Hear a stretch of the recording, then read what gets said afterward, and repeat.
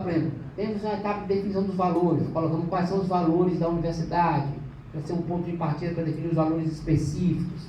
A fase de diagnóstico, então nós temos, gente, tudo aqui, tá vendo? Com os modelos, com os formulários. Então, foi um trabalho razoável. Criação do plano de ação, tá? Então, esse é um dos documentos que está ali de orientação, de base, né? Bom, mas além desse, nós mandamos para vocês, eu acho que é esse daqui, deixa eu olhar aqui. Não, é o modelo. Eu quero agora mostrar o da psicologia, entendeu? Mais um pouquinho, eu acho que é o último arquivo. Modelo PC, é isso aqui, ó. Isso é Tá? autoavaliação. Então, esse é a autoavaliação. Que isso tem para autoavaliação e tem para o planejamento estratégico, certo? Mas, no caso do planejamento, aqui é pós-graduação, é autoavaliação, né? Não queria... Fechei esse. Pode fechar. Deixa eu deixar isso aqui. Aí baixa a barrinha de rolagem lá do isso. Aí a barrinha de rolagem ali. É aquele último. Guia geral. Esse foi o que a gente votou, não? Esse não é o que tem da psicologia, não. Ah, então duplicou. Será que eu dupliquei esse? Deixa eu ler esse daqui. Não, esse é da graduação. Bom, mas o fato é o seguinte, não importa, que ele não vai entrar no detalhe. Aí tem um outro guia de elaboração onde a gente apresenta o que a gente fez da psicologia, completo. Com todos, o nosso diagnóstico, tal, né? Aí a gente diz a vocês o seguinte ainda, ó. Por exemplo, o diagnóstico. Nós vamos fazer um planejamento estratégico a rigor, mostrando quais são nossas deficiências, porque internamente, para nós, nos interessa saber as nossas deficiências. Mas o que é que a gente vai apresentar para a CAPES? A gente vai apresentar esse retrato realista, mostrando os nossos problemas, e em que medida isso pode nos criar problema para os avaliadores? Em tese não deveria ser, mas nós não temos segurança. Se nós mesmos começarmos a dizer, estamos ruins aqui, tem problema aqui, tem problema aqui, tem problema aqui, como é que a gente vai mandar isso para a CAPES? Não? Então tem essa questão política. Então, na psicologia, a gente mostra como é que a gente manteve, mas ao mesmo tempo ajustou isso àquilo que poderia ser comunicado para a CAPES. Entendeu? Então, esse exemplo da psicologia era um pouco para ajudar cada programa a fazer essa adaptação. Gente, isso está aqui, com certeza. E agora eu não saio daqui? Fecha no... Não. Bom. Esse aqui é o planejamento estratégico, é a autoavaliação, tá vendo? É um roteiro com toda... Outra coisa, gente, nós nos apoiamos fortemente nos documentos gerados pelo GT da CAPES. Certo? Então, a gente procura ajustar todo o nosso modelo para atender aquilo que o GT da CAPES estava sugerindo. E, inclusive, o GT da autoavaliação é extremamente detalhado. Aqui, ó, isso aqui tudo é coisa do GT da CAPES, né? Dos critérios, dos indicadores. Né? Então, está aqui o processo todo que a gente está sugerindo. Né? Discentes e egressos. Está tudo aqui, tudo aquilo da apresentação com mais detalhe está nesse documento aqui. Quais são os indicadores que eles propõem, tá vendo? Que a gente está propondo utilizar para autoavaliação, do corpo docente, de alunos e de produção. Né? E aqui vem o nosso projeto, aquele documento que nós anexamos na plataforma Sucupira como produto, como nosso projeto de autoavaliação. Tá? Correto? Então, gente, tem esses documentos e tem os próprios questionários, tá vendo? Ó, então, se vocês pegarem, tem alguma coisa aqui.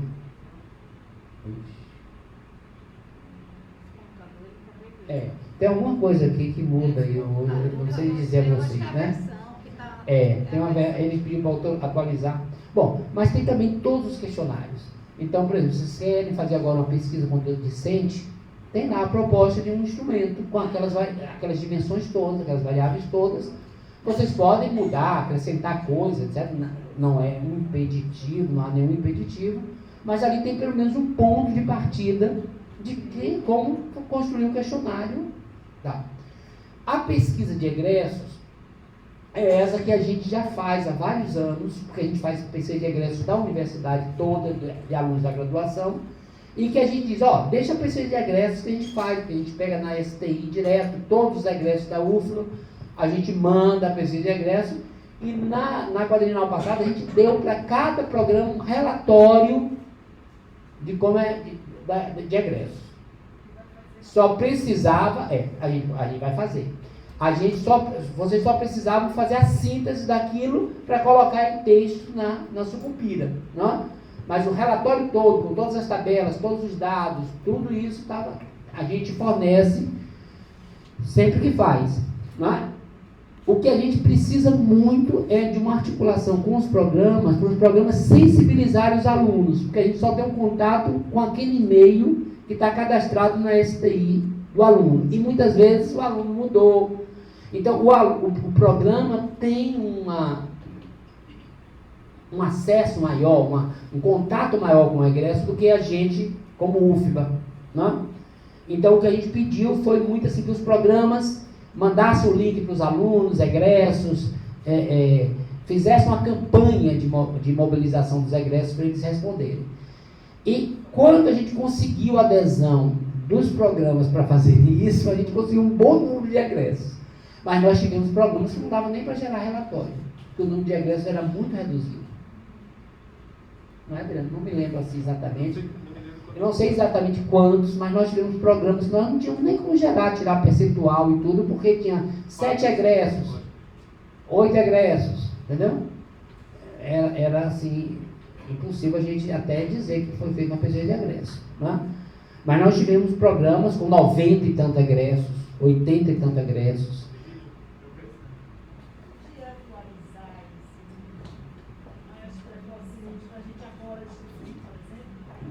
Disponibilizar esse link para a gente partilhar com os egressos. Sim. Porque nós fazemos os nossos formulários, mas da UFLA, para a gente já ir criando para essa coleta. Uma das coisas que nós fizemos para fazer a pesquisa de egresso foi essa. Porque alguns programas tinham pesquisas de egressos próprias, mais específicas. Eu me lembro, por exemplo, artes, por exemplo.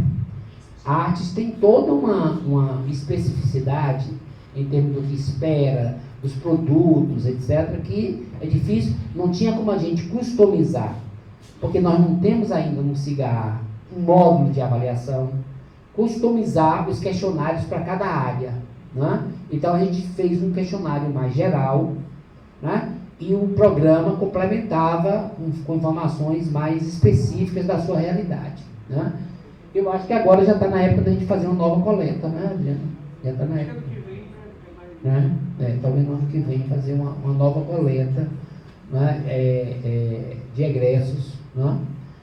Agora, o que é que tem também, gente, que é a realidade? Ronaldo falou isso, né? A CAPES exige esse relatório monstruoso, que se torna cada dia mais monstruoso, enorme, a cada ano. Os avaliadores só leem o relatório quadrienal, do último ano. Ninguém tem condição de ler 4 relatórios, tá? E não existe isso.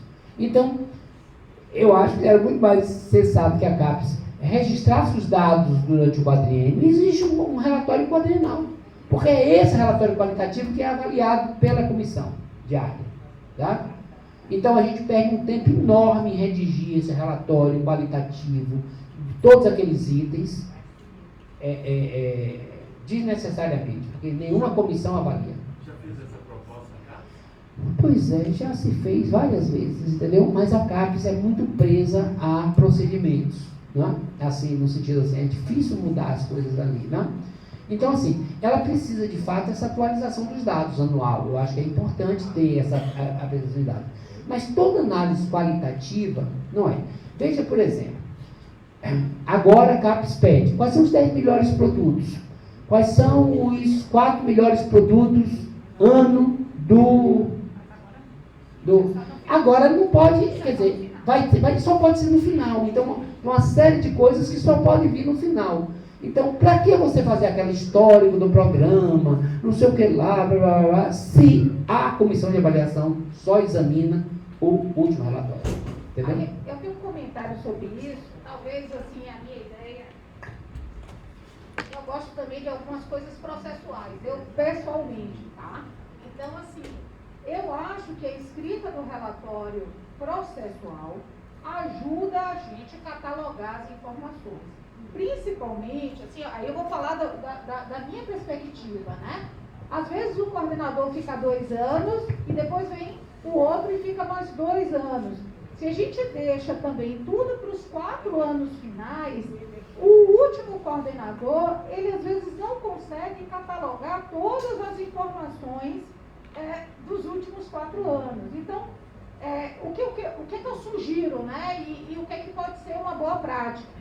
Vocês levantarem as informações principais, não precisa fazer aquele relatório hiper, mega, super detalhado, mas já ir coletando algumas informações para que no próximo relatório você some essas informações.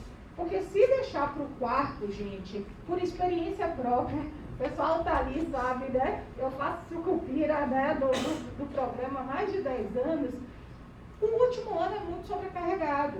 A gente tem muita análise para fazer. E se a gente ainda tiver que fazer um esforço absurdo para coletar esses dados, a gente não tem tempo para analisar. Essa é a minha perspectiva, assim, eu estou compartilhando com vocês de uma pessoa que já fez sucupira por mais de 10 anos, tá? Então, o esforço de coletar... o pessoal está ali de prova, ali, sabe que... Mas repare, por exemplo, planejamento estratégico, você não muda de ano a ano. Planejamento estratégico é de um período, entendeu? Então, todo ano você vai repetir o mesmo planejamento estratégico durante aquele quadriênio todo, porque o planejamento estratégico é uma vigência de 4 anos. Não é? Então, tem uma série de coisas. O projeto de autoavaliação. Você vai fazer uma autoavaliação anual para juntar isso. Nossa proposta é que seja feita meio termo e quadrienal, entendeu? Então, assim, tem muita coisa no relatório que é repetitiva, né? Agora, a necessidade de acumular evidências, informações, sem dúvida nenhuma. Acompanhar, monitorar a produção, a formação, etc. Ter esses dados é fundamental. Mas eu acho assim que muitas das coisas que são decisivas para o relatório são decisões que você só pode tomar tendo uma visão de conjunto dos 4 anos. Visão de conjunto dos 4 anos. Agora, essas informações realmente tem que manter. Mas eu acho, gente, assim, ó, eu peguei o antigo coleta lá, depois do sucupira, o salto para a sucupira foi uma mudança gigantesca em termos de detalhamento de informações, foi uma coisa impressionante, né? E eu vejo que o relatório sucupira se tornou realmente um calcanhar de Aquiles. Você tem que ter uma pessoa que saiba fazer, porque o relatório determina a nota, não tenho dúvida disso. A qualidade do relatório determina a nota. Lógico, tem dados objetivos que nenhum relatório pode esconder, mas certamente a qualidade com que as coisas são, né? Então requer uma especialização dentro do programa de uma pessoa que saiba fazer aquele relatório, entendeu? E se torna um trabalho insano. São meses de trabalho, né? Meses de trabalho para você produzir um bom relatório. A gente tem a nossa história lá, assim, é uma equipe trabalhando arduamente para você produzir um bom relatório, né? Então, assim, em termos de gestão da pós-graduação, eu particularmente sou muito crítico desse modelo. Acho que isso é um custo excessivo, considerando os benefícios que advém daí. Eu acho que nós poderíamos ter relatórios anuais muito mais simples e um relatório fechando o quadriênio nesse modelo aí mais sofisticado, mais completo, entendeu? Mas não nos cabe discutir isso agora, porque nós não temos esse poder decisório, né? Então, eu tenho algumas perguntas sobre o planejamento estratégico. Agora, nós estamos, então, na metade da execução do plano anterior, é isso? Do que já foi entregue, é isso? Não, nós já estamos no final. É no final. No final, porque nós planejamos até 2022. E quando é que tem que entregar o próximo? Pois é, essa é uma decisão que a gente vai ter que tomar junto com... Bom, isso que a gente vai escrever para esse relatório desse ano não vai ter peso nenhum, viu? Assim, o planejamento estratégico vai ser examinado lá em 2024. Pois não é? Desse aqui, do que findou agora. Do que findou agora. Então, eu acho que isso é uma decisão que a gente tem que tomar. O que é que a gente vai colocar de planejamento estratégico? Eu acho que repetir, digamos, nós temos esse planejamento e estamos em fase de elaboração agora para o novo quadriênio. E quem não fez o planejamento estratégico com metas, não cumpriu, aí fazer, né? É uma proposta, mas aí a gente tem que discutir. Posso só fazer outra pergunta, que seria o questionário de discentes e egressos, a gente precisa aplicar agora, então, no final desses 4 anos do planejamento, ou é no final do próximo quadriênio? Quando é? Pelo nosso cronograma, pela nossa proposta, nós faríamos agora uma aplicação correspondendo aos 2 anos do primeiro quadriênio e faremos mais uma aplicação nos 4 anos, para o relatório final. Então, nós teríamos agora uma avaliação de alunos e de egressos e novamente nos 4 anos. Pela nossa proposta inicial, né? Que a gente também não pode esquecer, gente. Quando nós fizemos essa proposta, nós não sabíamos ainda desse atraso que foi, né? De que a avaliação deixou de ser realizada em 2020, só foi realizada em 2021, os resultados nós só estamos tendo em 2022, né? Nós estávamos pensando que tudo ia terminar em 2020, em 2021 nós começaríamos um quadriênio novo, né? Então, de alguma forma, todo esse nosso ciclo também a gente vai ter aí a Pró-Reitoria que avaliar com vocês, né? Porque a rigor até a CAP chegou a discutir eliminar o ano de 2021, né? Porque foi um ano perdido, efetivamente, né? No nosso calendário, né? No sentido assim, não perdido em termos de atividades, mas a avaliação atrasou, teve toda aquela paralisação, só saiu em 2022, né? Então, eu não sei, a gente talvez tenha que conversar um pouco com a Pró-Reitoria com vocês para ver como é que a gente ajusta esse nosso projeto a essa realidade. Mas, em princípio, agora nós faríamos uma avaliação de alunos, uma avaliação de egressos, que seria uma avaliação de meio termo, e faríamos uma em 2024. Eu tenho uma proposta, né? Só para ver se alinha, né? Essa é uma proposta baseada no que a gente já tem do planejamento e o que vocês podem estar apresentando aí para o relatório Sucupira. Então, em teoria, todos os programas têm um planejamento estratégico, né? Que foi proposto na quadrienal passada e que vai até 2022. Então, tudo bem, né? Tudo bem, não tem problema. Falando de uma maneira geral aqui, em teoria, todo mundo tem, em teoria, até 2022 ou mais. Correto? Beleza. O que a gente pode propor neste momento, né? A gente pode vocês estarem coletando os dados e analisando os indicadores de 2021 e 2022. É o que a gente vai estar sendo avaliado, correto? O planejamento estratégico, ele cobre 2021 e 2022. Então, qual seria o nosso papel nesse momento e o que a gente pode e deve estar colocando lá no relatório Sucupira? Os dados analisados referentes a 21 e 22. Cada programa tem lá seus indicadores, tem suas metas. Vocês vão coletar os dados referentes a esses indicadores, analisar esses dados e fazer a reflexão do programa. Ok? Beleza. Primeira proposta. Segunda proposta, os programas fazerem os seminários de autoavaliação.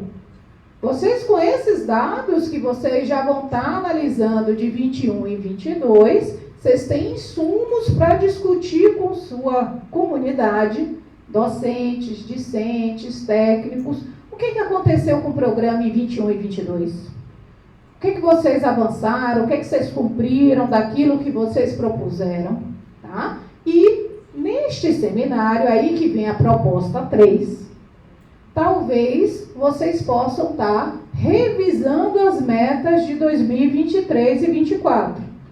A UFBA, a gente ainda não vai estar com o nosso PDI pronto, mas vocês podem continuar propondo as metas de vocês 23 e 24, e quando o PDI sair, vocês acrescentam mais alguma coisa, né? Então, eu não vejo razão da gente... Primeiro que eu acho que o PDI não vai ter uma mudança extraordinária, né? É uma continuidade, a gente vai estar refinando, atualizando, assim como o planejamento estratégico de vocês está refinando, tá? Então, essa seria a terceira atividade. E a quarta atividade, aplicar os questionários, tanto de docente quanto de discente, e o egresso fica a nosso cargo aqui da SUPAD e da PROPEG. O que é que vocês acham? 4 atividades. Primeira, coletar e analisar os dados dos indicadores do planejamento estratégico 2021 e 2022. Segundo, realizar o seminário de autoavaliação, para quem ainda não fez. Vários programas já fizeram, tá? Neste seminário de autoavaliação, revisar ou atualizar as metas 23 e 24, para vocês já terem o campo aí até o final da quadrienal. E fazer as pesquisas de discente, docente e de egresso. O que vocês acham? Para agora, tu diz? Para esse? Não, é para amanhã. Ela já ficou assustada assim até o Natal. Mas é sério ou é para março isso? Olha, a coleta e análise dos indicadores, sem dúvida, Tudo bem, para mas março. essa pesquisa dos discentes precisa ser agora. A pesquisa do discente, veja bem, eu acho que essa é a mais flexível, né? Eu acho que essa é a mais flexível. Gente, se eles não vão ler... Deixa eu dizer a vocês assim. No nosso caso, nós já fizemos o seminário de autoavaliação. Convidamos 2 avaliadores externos, pegamos a nossa ficha de avaliação, não pegamos a ficha de avaliação porque não tinha sido liberada ainda, mas trouxemos 2 pessoas que participaram da avaliação e fizemos uma avaliação externa com o nosso planejamento, nossas metas, etc. Nós já fizemos isso, né? Eu acho que para esse relatório, se a gente fizer um monitoramento das nossas metas e uma autoavaliação, um seminário interno, eu acho que a gente cumpre isso, entendeu? E deixa para fazer a pesquisa de egressos e para o relatório final desse quadriênio, porque esse é um quadriênio especial, é um quadriênio meio tumultuado ainda em função desses atrasos todos. Eu acho que se agora a gente conseguir monitorar, analisar os nossos dados externos, pegar a ficha, etc., fazer uma autoavaliação e redefinir metas, tá. Agora, nós vamos ter programas que precisam trabalhar mais arduamente, que são aqueles que não têm meta, que não seguiram o modelo, que não fizeram planejamento estratégico, né? Então a gente tem ali um conjunto de 1/3 mais ou menos do programa que teve bom, ou que teve regular, ou que não fez mesmo as coisas que tem que fazer, certo? Então temos esse desafio aí, né? Também os programas que estão com notas mais baixas, né? E que possivelmente pode ser programas também mais novos, né? A gente não identificou ainda quem são esses programas, né? Tem esse detalhe também, a gente tem programas que ficaram como aprovado e receberam a primeira nota. Esses programas, né, vocês têm que procurar a gente também com mais ênfase, porque talvez vocês não passaram pela fase que os outros já passaram. Eu acho que talvez a gente possa agora, com base nesse levantamento, pegar esse grupo de programas que não estão com planejamento estratégico, que não definiram metas e tal, e trabalhar com esse grupo mais especificamente. E o restante, uns 2/3, que teve bom, muito bom, e que fez isso, aí faz esse modelo. Exato. E monitorar, fazer a avaliação, autoavaliação. Os programas mais frágeis vão ser acompanhados mais de perto, é isso? Sim, com certeza. Olá pessoal, bom dia a todas as pessoas presentes e o pessoal também que está assistindo. Eu sou Nadia Irmene Gomes, estou coordenadora do programa de pós-graduação em enfermagem. Professor Gilberto, vice-coordenador, está aqui. Queria registrar a presença da professora visitante também, professora Vânia, e outra professora visitante que também está nos assistindo. Assim, para a gente da enfermagem, a gente está com um seminário já agendado para amanhã, convidados externas. Já adiantamos parte do que de ano atrás aí, né? A gente já conseguiu adiantar. O que eu queria... tô até, professor, com ele impresso, você não encontrou, mas se você quiser, eu tô tendo impresso aqui. Eu estou estudando né? A gente está estudando um ano na coordenação, tem um ano na coordenação, então a gente é muita informação, é muita coisa, mas agradeço que a gente tem uma pós-graduação de professores bastante colaborativas. O que eu queria saber com relação ao questionário, que eu fiquei um pouco na dúvida, é se, eu vi que era de psicologia e eu achei riquíssimo o material de vocês, bem detalhado, se a gente tem autonomia de estar utilizando o instrumento. Sim. Esse instrumento foi um instrumento que está no nosso modelo de autoavaliação da universidade, certo? A gente fez na psicologia porque nós somos da psicologia e resolvemos fazer lá para poder ver como é que funcionava, certo? Mas tem toda a liberdade de usar e como também de adaptar. Por exemplo, a enfermagem precisa acrescentar alguma coisa que vocês acham importante, acrescenta. Isso, a gente tem o nosso, né? Então a ideia era realmente ter autorização de poder estar utilizando ele parte. E a outra situação é como é que vocês utilizavam ele? Porque a gente está pensando em fazer, a gente já vem fazendo em Google Forms, que ele tem um recurso das estudantes preencherem e estarem atualizando e não voltar do zero preenchimento. Mas como é que vocês fizeram essa coleta? A gente usa, normalmente essas coletas a gente faz com o SurveyMonkey ou alguma outra plataforma específica dedicada para a construção de formulários. A gente levanta os e-mails nas bases de dados ou no programa em função dos registros antigos ou direto na STI, no sistema acadêmico. E a gente manda o e-mail direto para Agora sim, a pesquisa de egressos, a gente faz isso para todo mundo, certo? A de egressos a gente faz isso para todo mundo. Vocês podem fazer algum levantamento complementar se vocês acharem necessário, porque aí é uma coleta só para todo mundo, a gente produz os relatórios, todo mundo recebe o relatório com todos os dados bem detalhados, as tabelinhas, os gráficos, certo? Agora, a de aluno realmente fica com cada porque a gente não tem implantado no CIGAR o módulo de avaliação. Porque se a gente tivesse no CIGAR o módulo de avaliação, aí sim coletava os dados pelo CIGAR. Mas a gente infelizmente não tem isso ainda. Obrigada, professores. Parabéns pelo material riquíssimo. Tá bom, mas aqui o Gustavo não está. Só para eu falo alto, precisa. É para o pessoal ouvir. É o pessoal da gravação. Na gravação ouvir.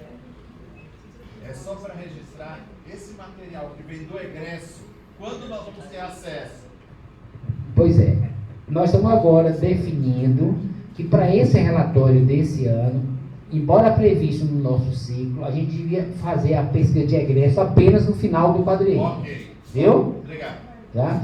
segundo semestre de 24. Então, a gente faz em 24, no segundo semestre, de modo a que vocês recebam os dados com tempo para poder trabalhar. E com tempo de incorporar os dados de egresso no seminário de autoavaliação que vai fechar o quadriênio. Viu? Então, esse cronograma a gente ajusta. Então, a gente pode pensar no primeiro semestre de 24 para as pessoas terem tempo de fazer no segundo semestre, do meio do ano no final. O seminário, o último seminário de autoavaliação do quadriênio. Tem como específico um ciclo de formação de avaliação. Tá baixinho. Vê se tá ligado. Assim agora. No PPG 2020, nós fizemos reuniões isoladas com o corpo docente e o corpo discente. Para fazer o seminário de avaliação, mas nós tocamos no tema, né, nas avaliações que recebemos. Mas para fazer o seminário de autoavaliação, é necessário ter os dois externos, né, para participar. Dois convidados externos. Por quê? Por que a gente sugere que tenha participantes externos? Porque esse olhar externo é muito importante na nossa autoavaliação, né? E aí a gente não faz com todo mundo. No nosso caso, nós fizemos com representantes estudantis, funcionários, etc. Mas não é uma coisa assim com todos os alunos, certo? O avaliador externo, sendo alguém com boa experiência na área. No geral, a gente vai buscar em alguém que é da comissão de avaliação, alguém que participa desse processo, conhece. Ele é muito importante porque ele traz o olhar mais geral. Nós trouxemos 2 pessoas muito importantes na nossa área, que conhecem bem a pós-graduação. Então, eles terminam encontrando, apontando coisas, o que foi muito interessante. Entendeu? Então, nós recomendamos. Né? E no caso dos programas de nota 6 e 7, que é o nosso caso, nós estamos planejando uma avaliação externa internacional, com um convidado estrangeiro para nos avaliar, né? Porque os 6 e 7 têm essa exigência de internacionalização. Então, a gente está planejando uma etapa do nosso seminário que não seja o avaliador externo internacional. Eu acho que isso é uma coisa interessante também para os programas 6 e 7 atuais e os 5 que querem se candidatar ou querem ter na sua meta a internacionalização. Eu acho que o olhar de alguém que vem de um outro país nos ajuda a ver onde é que tem que caminhar. E no caso dos externos, que tenham participado da comissão que avaliou. Esse é um critério, né? Pelo domínio, pelo conhecimento que eles têm do processo. Não adianta a gente chamar alguém que não participa da CAPES, não conhece os critérios, não conhece o sistema de avaliação. Isso só faz nos atrapalhar, no meu entendimento, entendeu? Alguém mais aqui? Ou desculpa, não? Minha?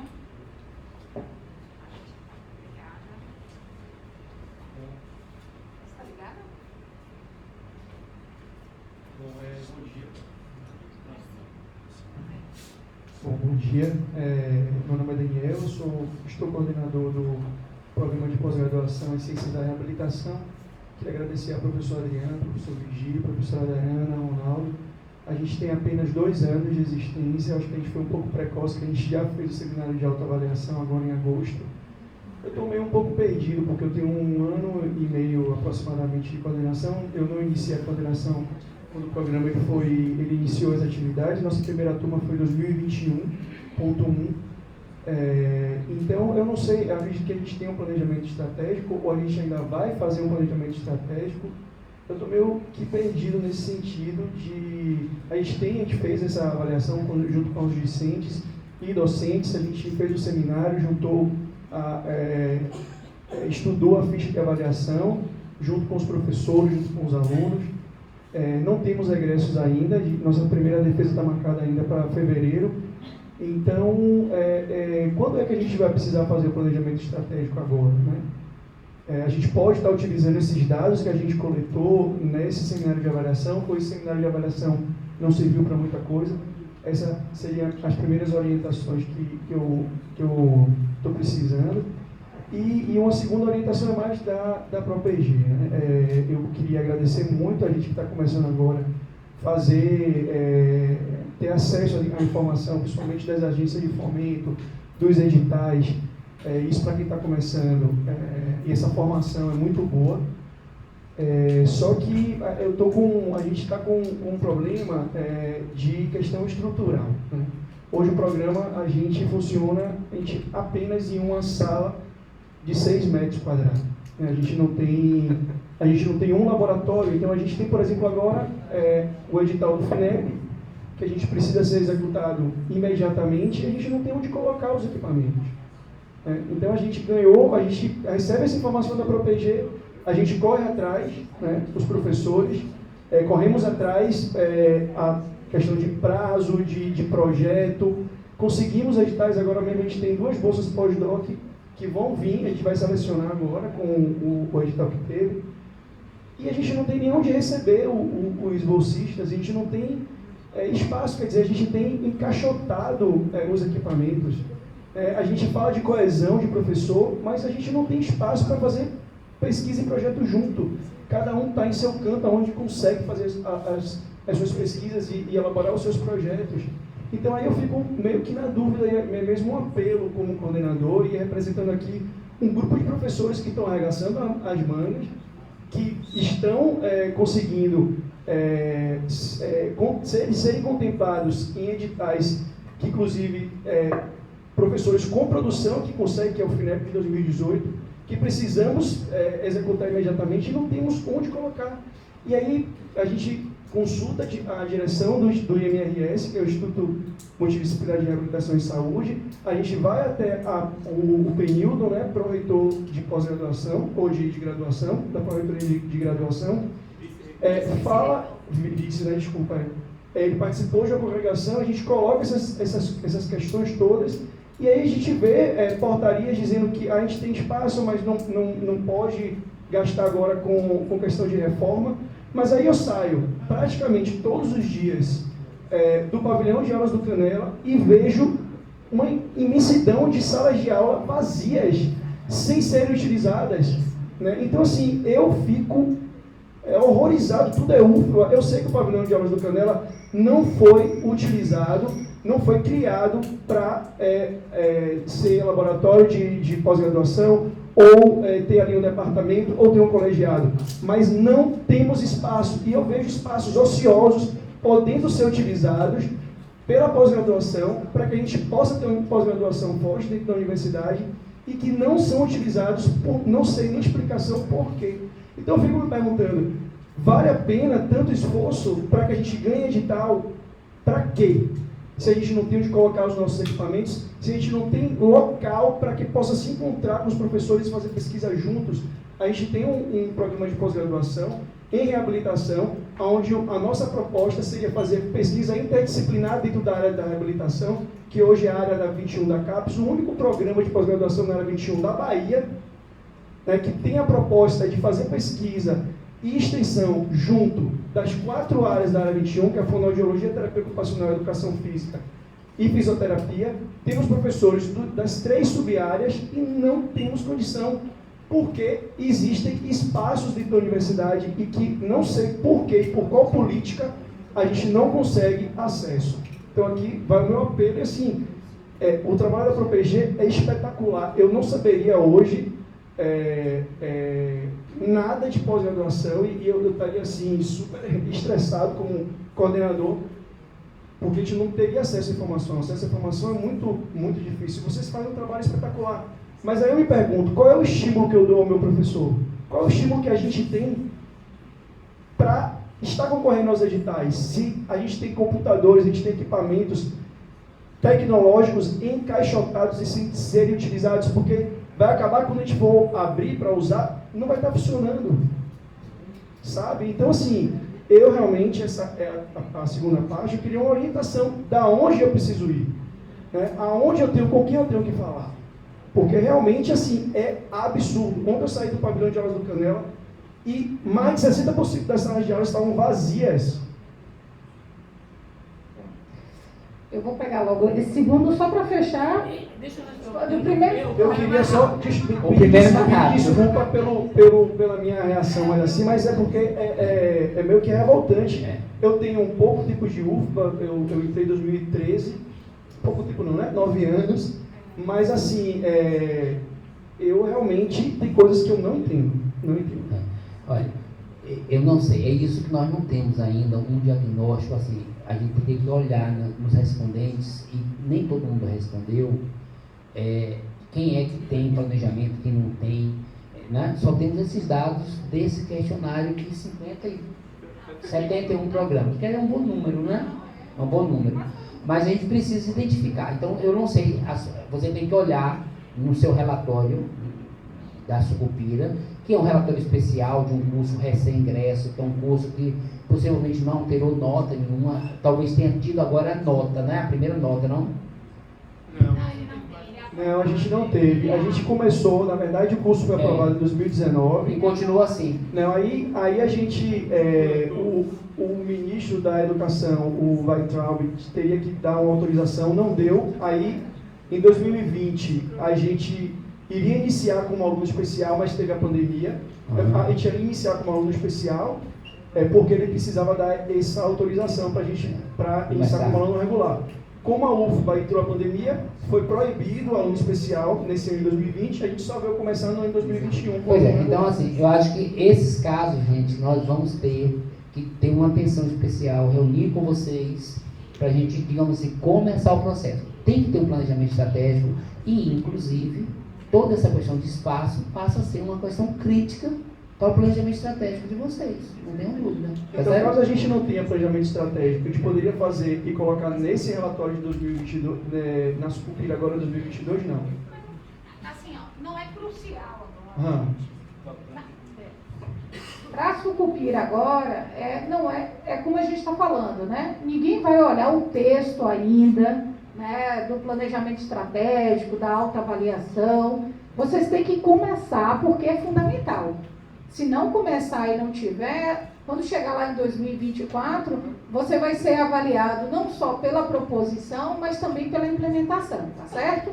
Então, assim, a urgência é no sentido de colocar isso em pauta para que vocês, do reabilitação, tenham uma proposta de planejamento estratégico e de autoavaliação.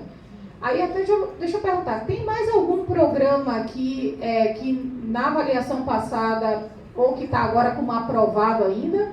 Ou só tem reabilitação? Todo mundo já tinha planejamento estratégico. Eu acho que por enquanto aqui é só reabilitação, talvez ciências sociais. Tem alguém de ciências sociais aqui? São os 2 programas que a gente tem o Azinho. Eu acho que é. Tá? Então a gente faz o seguinte, para os programas que ainda não têm um planejamento estratégico, manda um e-mail para a gente, olha, a gente queria um apoio no desenvolvimento do planejamento estratégico, a gente agenda uma reunião presencial ou online e a gente dá algumas orientações, não tem problema nenhum, tá? Esse é o primeiro ponto, tem que entrar na pauta de vocês, isso tem que entrar na pauta. Segundo ponto, Ronaldo não está aqui para poder responder algumas dos seus questionamentos, Daniel. O que eu posso te dizer assim de pá pronto? Vamos agendar uma reunião, você manda um e-mail para a gente, agenda uma reunião com o pró-reitor, com o Ronaldo, eu vou participar também. A gente não vai conseguir resolver todos os problemas, mas a gente pode tentar te ajudar a encaminhar algumas questões, tá? A gente entende perfeitamente, né, o seu desabafo, eu sei que é um desabafo, todo mundo aqui trabalha arduamente em todas as áreas, tenho certeza, todo mundo aqui trabalha muito e quer que o programa avance, e a gente tem restrições de infraestrutura na universidade, como é sabido. Mas assim, o que eu posso te dizer? Agenda com o pró-reitor e com a gente vai encaminhar, ver o que a gente pode fazer e te dar um direcionamento individual, tá certo? Não, perfeito. Eu agradeço, Daniela. Agora, só para deixar claro que, assim, é o mínimo. A gente não está pedindo, tipo assim, a gente não tem onde funcionar. É o mínimo. Não é, a gente não está pedindo meio rodia, não é que hoje eu tenho uma sala que cabe 2 mesas, onde fica o servidor e o coordenador. Ponto final. Menos de 6 metros quadrados é o que o programa tem hoje. Então, assim, dessa forma, não tem como funcionar. Então, manda um e-mail para a gente agenda uma reunião, conversamos primeiro nós, depois a gente aciona o que precisar acionar, tá bom? Mais perguntas? Acho que o pessoal lá atrás tinha. Gilberto, tinha algum comentário? Mais alguém?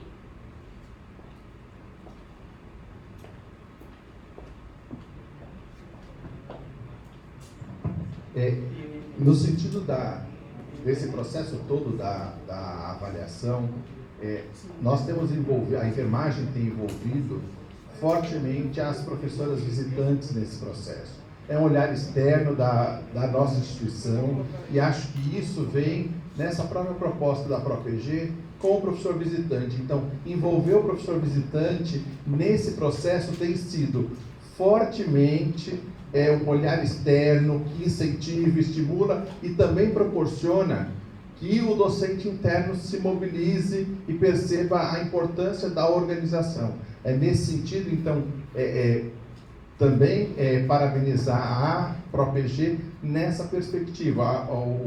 O protagonismo nosso, junto com as 2 professoras visitantes que nós temos nesse momento, tem sido fantástico nessa proposta. É isso. 2023 teremos novo edital, provavelmente, de professor visitante. Tem mais a Miriam, Patrícia.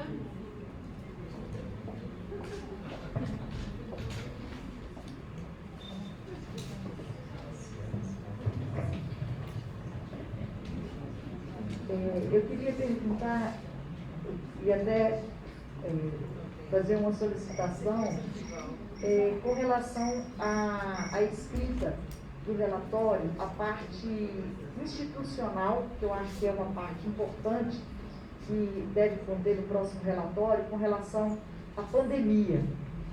Eu acho que a parte das decisões que foram tomadas das instituições, com relação à prorrogação dos prazos, tudo isso vai impactar a nova avaliação, né? Todos os programas. Então, de repente eu estava pensando que se a Proteger pudesse nos ajudar, ou até escrever um documento institucional que todos os programas pudessem usar. Que essa questão ela tem me preocupado bastante, porque vai afetar todos os prazos, né, em termos de defesas, e esses índices eles vão ser afetados. Então, essa é um questionamento, né, uma dificuldade que a gente tem, e se teria alguma possibilidade da Proteger nos ajudar, né, em relação a isso, e que não fosse uma coisa de cada programa, fosse mais uma coisa institucionalizada, porque eu acho que isso vai afetar todo mundo. Era isso que eu queria colocar aqui. Obrigada, Miriam. Até onde a gente sabe, a CAPES não está contabilizando o tempo de titulação em nenhum indicador. Retirou de todas as fichas. Isso. Então, assim, hoje não temos mais tempo de titulação como a gente tinha antigamente, como um indicador importante do programa. Então, claro, a questão da pandemia, né, afetar os tempos de pesquisa em si, a gente, né, pode até ter, mas como tempo de titulação como indicador, a gente não tem mais essa necessidade assim, de justificar, entendeu? Essa questão do tempo de titulação, isso foi um indicador que surgiu nos anos 90, porque antes você passava 10 anos para fazer um doutorado, 5 anos para fazer um mestrado, e esse indicador corrigiu isso, de forma que hoje, se há uma variação de um ano a mais, não faz mais sentido. Quer dizer, a própria CAPES já sabia que não fazia sentido, mas é aquela coisa, sabe, não faz sentido, mas fica ali com um pezinho insignificante, mas fica ali nas fichas de diversas áreas. Mas com a pandemia a CAPES cancelou tudo, né? Eu não sei, e agora certamente para 2024 não vai mudar, porque a ficha já está definida, não vai ter mudança, então a gente não precisa se preocupar com essa questão do tempo, né? E a CAPES, já nesse formulário, nessa teve um campo específico para se falar da pandemia, né? Já teve esse campo, né?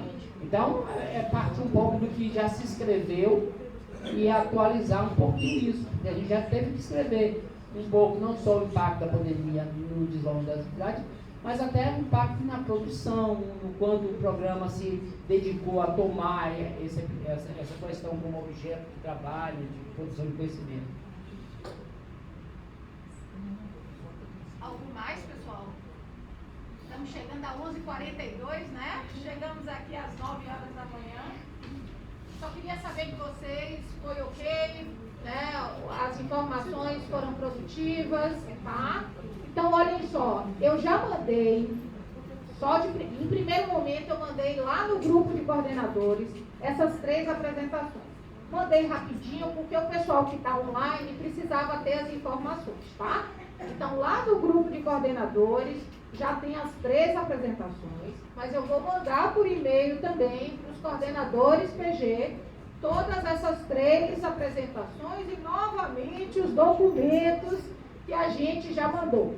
Se eu estiver sendo repetitiva, encaminhar os documentos é para garantir que todo mundo está acessando. Tá certo, gente? Então, a gente... da psicologia vai também? Oi? Material da psicologia? A gente já mandou. Eu mandei previamente esse material. Mas, como eu disse, eu vou mandar de novo para garantir que todo mundo vai ter todos os materiais. Tá bom? E no dia 1º, só lembrando, dia 1º nós vamos falar de inovação e produtos técnicos tecnológicos. A priori, priori lá no Instituto de Letras. Se tiver alguma alteração, se for online, eu mando. Mas a priori é presencial lá no Instituto de Letras, tá? Boa semana para todo mundo. Tchau, tchau. Obrigada. Tudo bom? Terceira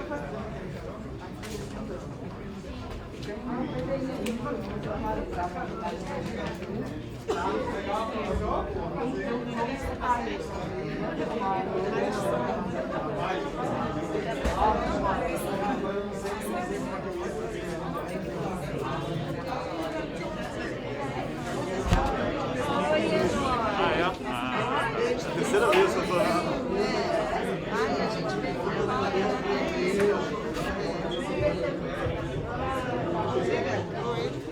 Adorei essa sombra.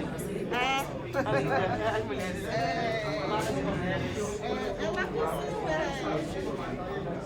Minha garrafinha. Peraí.